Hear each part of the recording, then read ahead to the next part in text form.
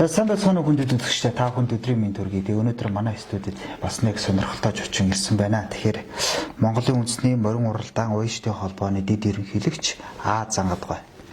За манай студид хүрэлцэн ирсэн байна. Тэгэхээр өнөөдөр бид нар морин хэмээх энэ гайхамшигтай одоо энэ өв соёлын тухай одоо ярилцахаар бэлэн болсон байна. За та сайхан үлдэж байна. Сайхан үлдэж байна. Та нар сайхан үлдэж байна. Ажил үйлсэн сайн байна уу? Сайн байна. За, ойр танай холбооны хурал болох чагийг сонслоо. Хоёул энэ тухай бол хоёулаа дараа нь ярина. Гэхдээ одоо ингээд Монголд их олон холбоодууд гараад ирсэн байх шүү дээ. Бид бол одоо ингээд тим холбоо хурлаа хийлээ, ийм холбоо хурлаа хийлээ, ийм холбоодууд хоорондоо ингээд хэрэглэлээ гэдгийг одоо ингээд Монголын ард түмэн одоо энэ сошиал ертөнцөөр ингээд зөндөө хардаг болчиход байна. Тэгэхээр та бүхэн одоо саний энэ морин спорт УЕШ-тэй холбооноос танай холбоо юугээрээ онцлогтой юм? Цар хүрээний хувьд ямар юм? Энэ талаар нэг та товчхон тайлбарлаад өгөөч. За баярлалаа. Тэгэхээр 2 дугаар сарын ихээр хурал хийх гээд зарлцсан. 2 жилийн дараа юм уу ч одоо 2 дугаар хурал ер нь бол 2 дугаар хурал их хурлаа хийх гээд.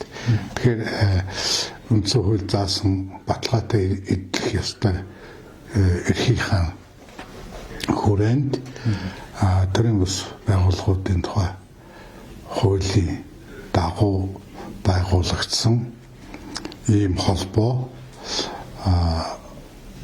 бүх гишүүдийнхээ хурлаар хамгийн дээд эрх байгууллагынхаа хурлаар хэлцэх ёстой.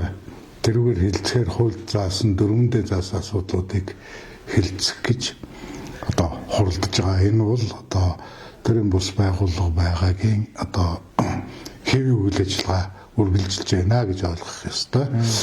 За хоёрдугаарт бол Монгол улсын иргэд үндсэн хуулиар олгогдсон эрхээ эдэлж үүргээ хэрэгжүүлж байна гэж ойлгох ёстой.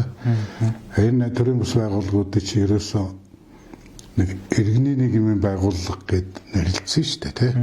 Тэгэхээр төрөөс гадна иргэд нь одоо идэвхтэй байгаа улс орныхоо амьдрал, өөрсдийнхөө амьдралд одоо идэвхтэй байр сууриас нэгдэж оролцож байгаа хэлбэр. Тийм учраас жишээлбэл миний хувьд төрийн бус байгууллагыг бол одоо ерөөсөө ад үздэггүй. Агцгүй нэг зам дээр гарчаад сандал ширээ эрх мэдэл болооцолдоод эсвэл одоо хууль бус үйл ажиллагаа явуулаад хууль бус шаардлага тавиад ингэж байгаа асуудал бол өөр асуудал байх. Монголчуудын үндэсний өөрийнх нь спорт наадмыг энэ холбоонд нэгтгэж байгуулсан гэж ойлгож болно. Энэ хороонд тэгэхээр үүн дотор одоо идэвхтэй үйл ажиллагаа явуулж байгаа 2 холбоо байж байгаа байхгүй юу? За энэ ямар замыг туулсан гэхээр одоо энэ жил 30 жилийнх нэг болж байгаа байх хэвээр. Монголын морин спорт УЕШ-тэй холбоо гэдэг байгууллага. За энэс Монголын үндэсний морин уралдаан УЕШ-тэй холбоо одоо сайнаар ярил салаалж гарч ирж бий болсон. Монгол ярих юм бол салж гарч ирж бий болсон төвхтэй. Тэгэхээр 2019 оны хүртэл болвол тэр Монголын морин спорт УЕШ-тэй холбооны 7 дугаар их хурлыг хүртэл бол нэг л холбоо явж ирсэн. Энэ Монголын одоо үндэсний морин уралдаантай холбоотой. Тэр хурлаас эхлээд үнэхээр хэд он болсон бэ? 19 он. 19 он. Тэгэхээр 19 оноос хойш бол танах өдөг хүртэл үйл ажиллагаа явуулж байгаа гэж байна шүү дээ, тийм. Тэгэхээр 19 оноос энд анх дугаар хурлаа хийхдээ бол одоо хөдөөгийн малчин уяачид голчлон цугулсан 500 гаруй төлөөлөгчийн бүрэлдэхүүнтэй хурал хийж энэ холбоог үүсгэн байгуулсан юм аа гэж. За салсан гэдэг юм одоо салаалсан түүх нь ямар учиртай гэхээр энэ олон зуун жилийн түүхтэй 93 наадам гэж нүүдэлчин монголчуудын өөрийнх нь бий болгосон өв соёл одоо он жилүүд өнгөрөх тусам өөрчлөгдөөд үүний дотор үндэсний хурдан морины уралдаан анд одоо релиз атуу Тэгэхээр уралддаг болоод ингээд энэ дээр л байр суурь салсан. Өв соёлын тухай хойштой ярина. Тэгэхээр хоёул яг энэ эхлээд энэ холбооныхон хурал ялангуяа одоо танай холбооны одоо ялгаатай талыг хоёулаа нэг дурдчаад ирээд хоёулаа. За тэгэхээр ингээд миний ойлгосноор бол 2019 оноос хойш ингээд танай холбоо бол салсан юм байна. За тэр морин спорт уяжтай холбооноос. За гэтэл одоо та бүхэн хурлаа хийх гэж байна тий. Тэгэхээр сая бол нөгөө нэг та бүхний салдаг тэр юу чинь хурлаа хийлээ шүү дээ. За тэгээ улс төрийн нам шиг бүр одоо том дэнчин тавиад тий дараа одоо дарга тэргүүлэгч нар нэг юм хоорондоо өрсөлдөөд тий ингээ хөвлөр одоо ингээд маш том шууган болсон шүү дээ. Тэгэхээр танах бас мөн тийхүү тий танах одоо энэ үгээр одоо удирдлагын сонгох юм уу энэ чи одоо энэ ямар учиртай хурал болох гээд байна тий тэгээ хаана болох вэ? Манай хурал 2 сарын 17-нд болох байхаа. Энэ нөгөө хийх газрынхаа нөгөө очир дугуйтай холбогдоод тэгээд уул нь 2 сарын 3-нд гээд зарлагдсан байгаа юм. Тэгээд хийх байршил дээр ярьж байна. Тэгэхээр энэ хоёр холбоо бол уг нь хоёр өөр холбоо гэж үзэж байгаа юм. Монголын морин спорт уяачтай холбоо гэхээр нэрнээсээ хамтшгүй. Яг тэгвэл энд морин спорт яригдах нэ л гэж ойлгоно. Морин спорт гэдэг бол үндэсний спорт нөгөө их спорт гэдэг ингээд хоёр зааглагдах баг. Үндэсний морин уралдааны холбоо гэхээр үндэсний морин уралдаанаа нөгөө өв соёлын хариуцсан холбооны ажиллагаар илүү өв соёл тал руугаа. Өв соёл тал руугаа. Нөгөөх нь бол спорт тал руугаа байх ёстой байх. За ингэж хэлэх бас нэг үндслэл нь юу юм гэхээр манай үндэсний морин уралдаан уяачтай холбоо бол түрүүн хэллээ үндэсний спортын хорооны гишүүн. Монголын үндэсний спортын хорооны гишүүн. Тэр үндэсний спортын хороонд хэдэн одоо холбоо орох ёстой? 16 холбоо орсон. Үүсгэж санаасч би болсон. Одоо 19 болж байгаа байх. Дандаа үндэсний бүхий холбоо, үндэсний сурын холбоо, үндэсний морин уралдааны холбоо тэргүүлээл тэгэл үндэсний шагаа магаа ингээл энэ бүгдээрээ морь талаас нь бол танайх л орсон уу? Морь талаас одоо сая манай нөгөө морин спорт уяачтай холбоо бас орсон гэж би бол сонссон. Анх үүсгэн санаачлагч нь бол манай холбоо юм. Энд одоо зааг ялгааг нь гаргахтаа их спортод уусгахгүй тэрнтэй параллел одоо бие даалгаж хөгжүүлж хамгаалаа. Энэ нь ямар учиртай юм гэхээр их спорт бол дэлхийн бүх улс оронд хөгжиж байгаа. Тэгэхээр аль ч улсад адилхан их спорт бол. Үндэсний спорт бол тухайн улсаас өөр газар байхгүй. Тийм учраас тухайн улс орнуудын үндэсний спортыг хөгжүүлснээр дэлхийг өөрийн солонгоруулж чимэх үүргийг тэгээд дараах үүргийг гишүүн байгууллагуудаа одоо үүрэг болгож өгдөг. Энэ агуулгаараа дэлхийг хамарсан одоо наадгай тоглоом олон улсын арга хэмжээнүүдийг бас зохион байгуулдаг ийм том байгууллага. Тэгэхээр биднээс үүрэг бол манай 93 наадамчин ЮНЕСКОд одоо монголчуудын хүн төрөлхтний одоо санд оруулсан оюуны бие тус өв гэд бүртгэгдсэн 10 онд тий энүүгээр ЮНЕСКО бүртгээд монголчуудад ямар үүрэг өгсөн гэхээр ямар зүйлийг хариуцуулсан гэхээр энэ 93 наадмаа унган төрхөөр нь бие даалгаж хөгжүүлж дэлгэрүүлэх үүргийг өгсөн. Тэгэхээр энүүнийг одоо хэрэгжүүлэх бүтцэд нь ороод энүүнийг хэрэгжүүлэхийн төлөө явж байгаа байгууллага бол үндэсний морин уралдаан уяачтай холбоо, үндэсний сурын холбоо, за үндэсний бүхий холбоо бол ойлгомжтой ингээд ийм үүрэгтэй байгуулагдсан. Манай морин спорт уяачтай холбоо бол одоо зүйн нөлөөлөл гэж ярив заяа. Яг тэгвэл морин спортыг хөгжүүлэх, морин уралдааныг хөгжүүлэх Тийм үү? Нөгөө 93 наадам үндэсний их баяр наадам биш. Монголын онцлог тохирсон морин уралдааны бизнесийг хөгжүүлэх. Үүний дотор дэлхийн 200 орнд хөгжсөн одоо томоохон эдийн засгийн нэг болсон ипподромын бизнесийг хөгжүүлэх. Цааш нь ярих юм бол манай марин спорт баяртай холбооч нь одоо үндэсний олимпийн хорооны гишүүн холбоо. Дэлхийн морин уралдааны холбооны гишүүн холбоо. Азийн морин уралдааны холбооны гишүүн холбоо. Эдгээр гишүүнчлэлтэй байгууллагуудынхаа одоо тэр боломжуудыг ашиглаад морин спорт, ипподромын бизнес, тэр бооцоод морин уралдаан улмаар цаашаа олимпийн төрлийн морин спортыг хөгжүүлэхэд одоо анхаарах ёстой болов уу гэсэн энэ бол миний үзэл бодол. Тийм учраас одоо хавар уралдааны ер нь бол манай холбооны баримталж байгаа зарчим, миний баримталж байгаа зарчим бол бага насны хүүхдээр морь урнуулж уралдуулдаг тэр соёл бол өвлийн цагт асар их эрсдэл дагуулж байгаа учраас хүүхд хамгааллын бодлого энэ бүх юмдаа таарахгүй тэрийг бол одоо тунгуудаа гадаа температур нэмэх болсон байхад цасан гадаргуу арилсан байхад гэх мэтээр ингээд хязгаарлаж байгаа нь бол буруу зүйл биш гэж байгаа. Ерөөсөө морин уралдааныг ерөөсөө хязгаарлаад байх зүйл бас биш. Яг гэвэл мэргэжлийн уралдаанчаар унуулад уралдаж байгаа бол тэрийг хязгаарлаад байх үндсэн шалтгаан бас байхгүй. Тий. Би нөгөө танайхан өв соёл гэдэг тал. Өв соёл учраас бага насны хүүхд унана. Тийм учраас өвлийн уралдаан байж болохгүй л гэж байна. За морин уралдаан учраас мэргэжлийн уралдаан ч унана.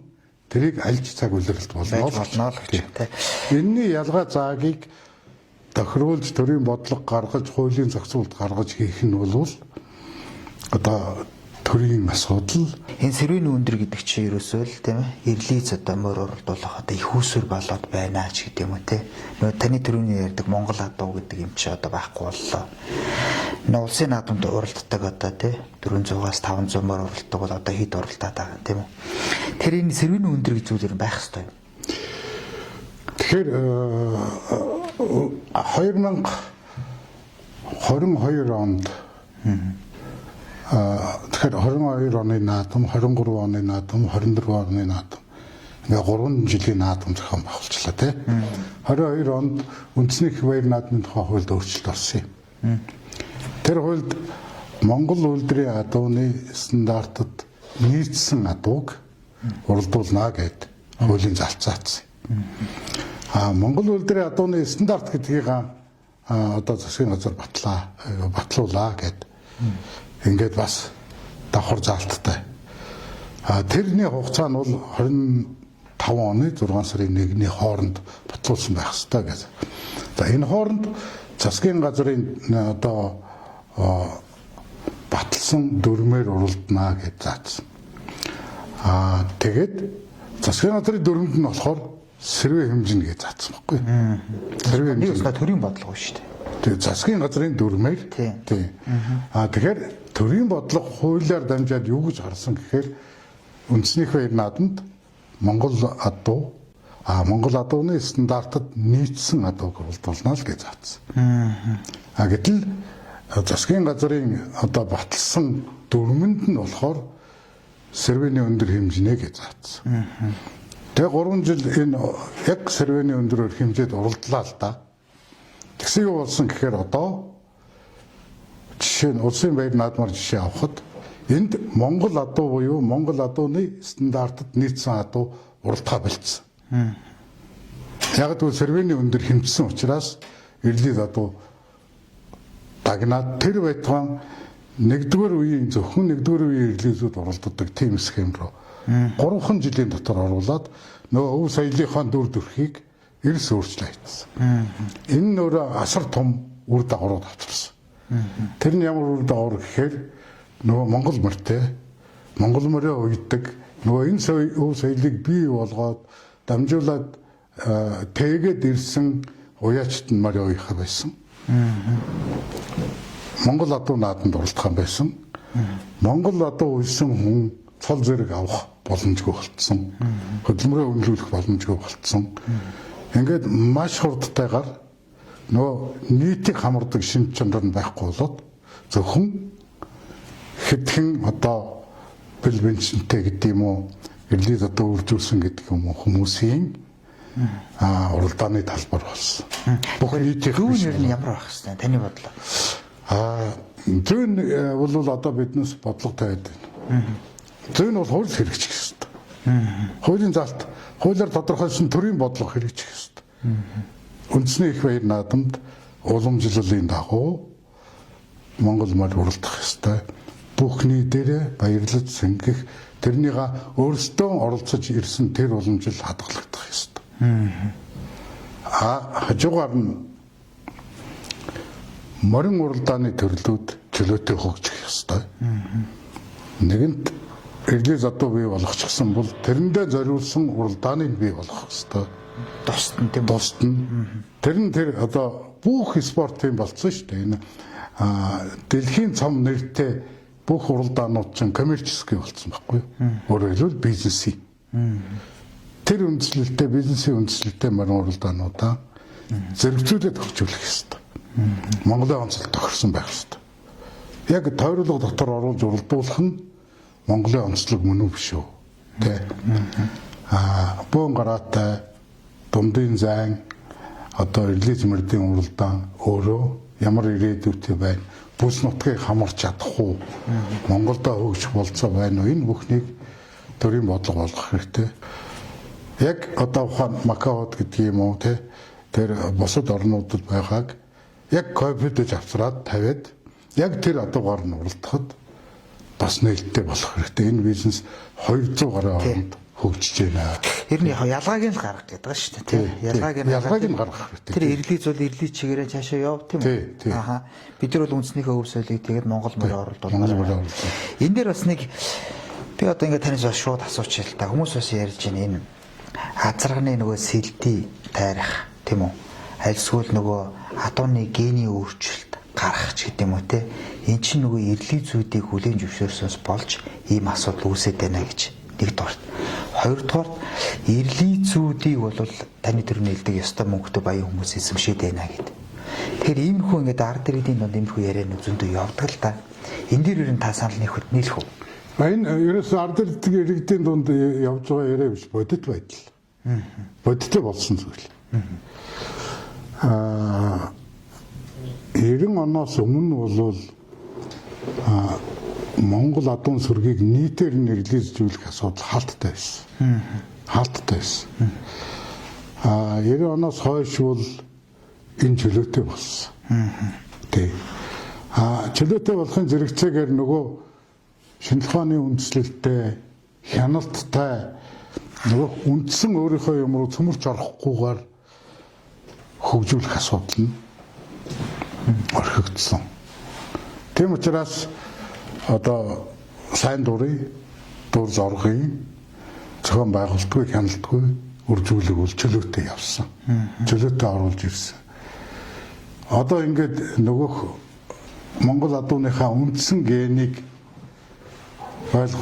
тэр дүүгээ цөмөрч орох өөрчлөх тэр юм руугаа явж нөгөө Монгол адуу явахын тулд хамгийн түрүүнд Монгол адууны үндсэн нөгөө нэг бахархдаг хэрэглээг нь устгаад эхэлсэн. Тэр нь юу гэхээр Монгол наадмын талбар дээр эрлий задуу хурж ирээд Монгол уяачийг Монгол мөртөө шахаад гаргачихсан.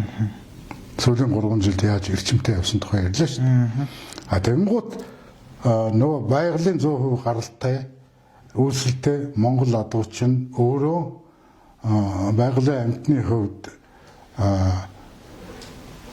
одоо нөгөө нэг өсөж үржих хөгжид дэвших биш тусдаж өгөө болох тал руугаа ингээд шууд тийм механизм тавигдаад эхэлж байна. Энэ бол одоо Монгол адууны генд одоо асар их өөрчлөлт хөгжил гараад байна гэдэг байна шүү. Энийг дагаад. Ерөөсөө эрсдэл энийг дагсан тэр сул чөлөөтэй хяналтгүй мэржлийн удирдлаггүй явж байгаа эрлийсжүүлэлтийн сөрөг үр дагавар нэгдүгээрт танихгүй өвчнүүд орж ирсэн. Тэрвэрлэл ороод ирдэг. Нийлүүлгийн өвчнөлг нь хоёрдугаарт Монгол адууныхаа адуун сүргийнхаа төсвөртэй дэвчээртэй чанарыг устгаад эхэлсэн.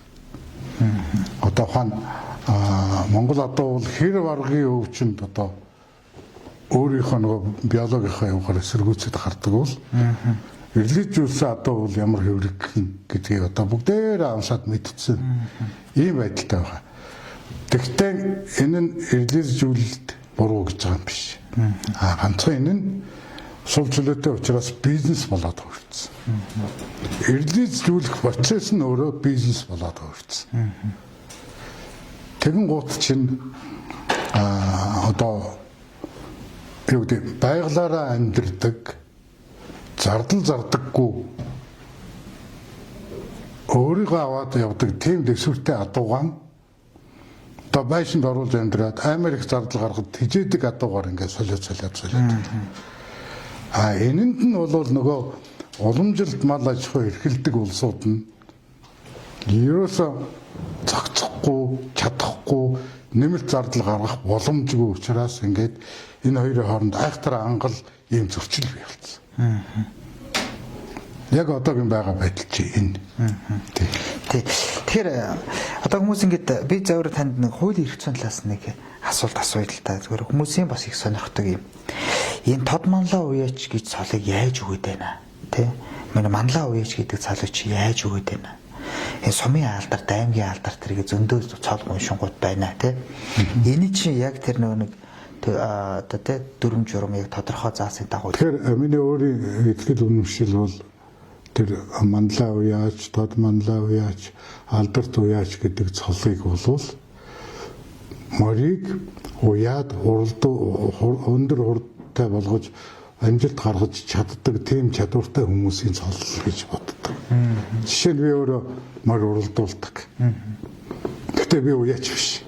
Би яагаад гэвэл би тэр морийг уяад тавиад одоо эрийг хангаад хурд амжилт гаргуулж чадахгүй. Би үнээр уялдаг. Тэ? Миний морийг уяад уралдуулаад амжилт гаргаж байгаа хүн бол уяач.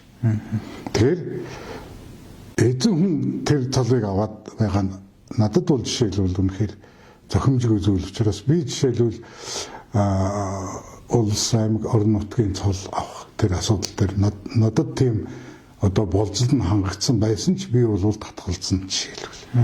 Тийм. Тэгэхээр хууль эрх зүйн тал дээр ч юм уу альсгүй энэ чиглэл рүү явуулаад ухаан хурдан моринд хөрөнгө хаяж байгаа өөрөө тэрнээсээ кайв авч байгаа гэхдээ хүнээр морио уйлж байгаа хүмүүс бол хөдөлмөрөнд тусдаа үнэлэгдэх ёстой. Хичээл зүтгэлэнд тусдаа үнэлэгдэх ёстой. Тэр хүмүүсд яавч тэр морийг уйж хурдлуулах эрдэмийг эзэмшсэн хүмүүс биш. Би бол биш. Жишээлбэл. За ойлгомжтой. За дараагийн нэг асуудал нь одоо ингээд та бүхэн түрүү холбооныхаа ялгаа заагийг одоо ингээд хоёул ярьчлаа шүү дээ. За нөөц соёлоос нь зөнтэй ирсэн. Одоо бас л нэг сонирхолтой ч юм альсууд хүмүүсийг асуугаасаа гэсэн асуултыг бид асуух гэдэг. За танай холбоонд одоо ямар тэрийг бол та бүхэн ш тод манлаа тэргээд тэгвэл ямар хүмүүс байна те. Одоо удирдах зөвлөлийн бүрэлдэхүүнч гэдэг юм уу тийм үү? Альсгүй энэ холбоонд чинь үнэхэр жирийн хүмүүс байгаад байна уу? Альсгүй бол алдар цуутаа бас нэр төртөө уйж байна уу? Та зөвхөн нэрийг ингэ шууд дуртай биш болох уу? Болно. Жишээлх юм бол манай холбооны тэргүүн чинь Дулмсүр начин шүү дээ. Тод манлаа уяач. Дулмсүр бол уяач хүн. Тий. Морины эзэн гэдэг юм уу? Моринд хөрөнгө оруулагч бол биш. Гэхдээ морь уяах эрдмийг бол төгс эзэмшсэн хүмүүсийн нэг нь. Тийм учраас хөрөнгө оруулдаг юм чи би ангад морины төлөө явдаг ийм хоббитэй ийм сонирхолтой хүмүүс. Тэгвэл Монгол адуугаар одоо Монгол адууг уйж уралдуулах, Монгол адууг дагсан соёлыг өвлж хөгжүүлэх, үлдээх дандаа одоо 93 наадмыг Монгол адуугаар авалддаг болгохын төлөө тэрийг үнд зүйл болгоод сэтгэл зүрхээр нэгдсэн тийм л болсон. За яг жишээ нь Тод Монлогийн чинь танад хэд вэ? Манайд одоо хэд вэ? Хэн хоёрыг? Тоолох юм байна. За. Бачилууны мөнхтөр гээд Тод Монлогийн байгаа. Алдар туяач бол Алтан гац. Базар гард гэдэг хүмүүс байгаа. Эдийн засаг одоо нөө санхүүгийнхаа юг та нар одоо жишээ нь танай холбоо мэдээж гишүүдээсээ санхүүжиж байгаа байх гэж ойлгож байна. Та бүхэн санхүүгийнхаа системийг ер нь яаж авч явж байна? Ямар маягаар бүрдүүлж байна? Ерөөсөө гишүүд тэргүүлэгчд энэ төр тогтоосон нэг бага хэмжээний татвар дээр л тулгуурлал тэгэл одоо морин уралдаануудаа зохион байгуулахдаа тодорхой хэмжээний ивент итгэлэг хандван дээр үндэслэл маш их зардал багтаал явж байна одоо. Нөгөө олгоч бол 100 саяар нь л тавиад байгаа шүү. Тий, тэнд ч одоо мөнгөний өрсөлдөө уралдаан болно л доо. Тий. Тэр мөрдөө бол одоо харьцах арга байхгүй.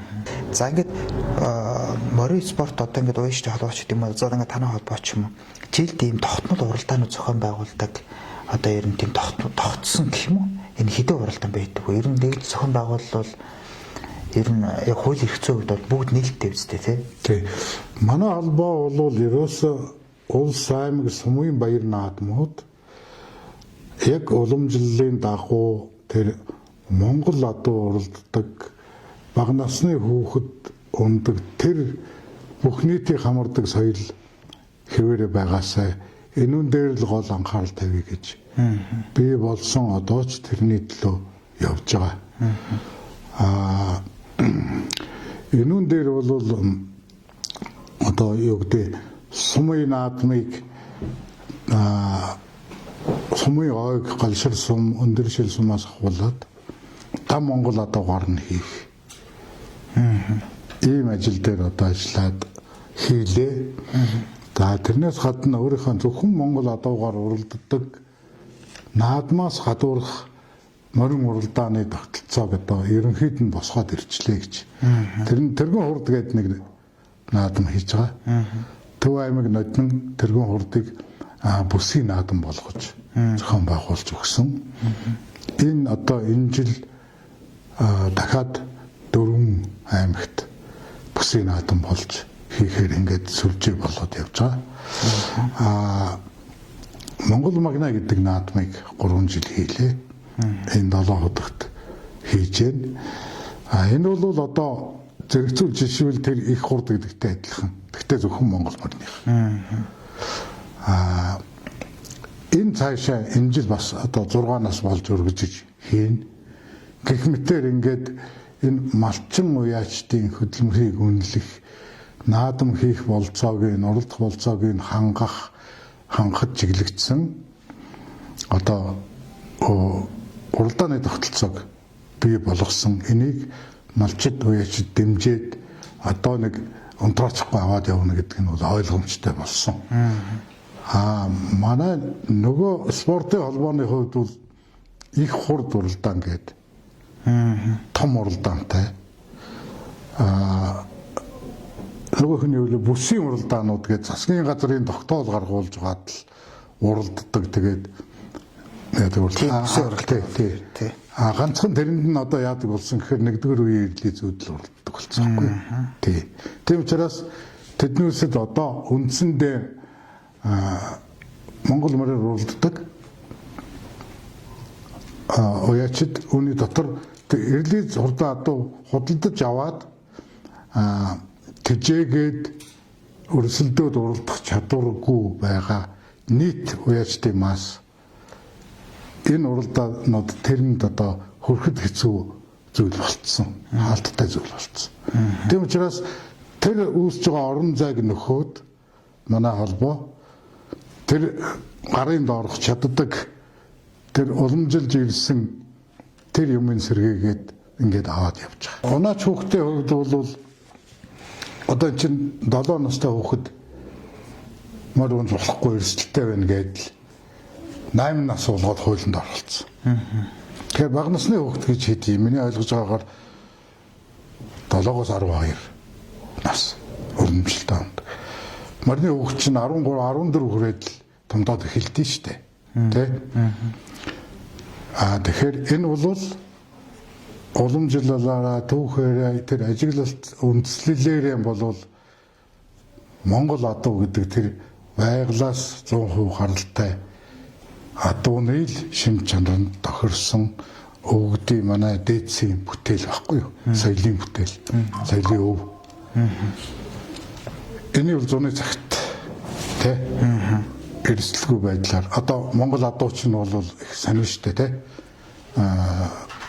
уралдааны замын застаггүй гэхдээ газрын гадаргууг мэдэрч уралддаг үли дайралд бол цөмөлөхгүй гарна хөл дорн хүүхд нь бол дээрэс нь гიშгэхгүй гарна гэх мэтэр мэдрэмж нь өндөр байгалийн мэдрэмжтэй дээрэн байгаа жоохон хүүхдийг мэдэрнэ хоёрдугаарт гаргаж байгаа хурд нь нэг 40 км/цагийн хурд гэдэг чинь яг л тэр тохирсон зүйл хүүхд унахад тийм үү?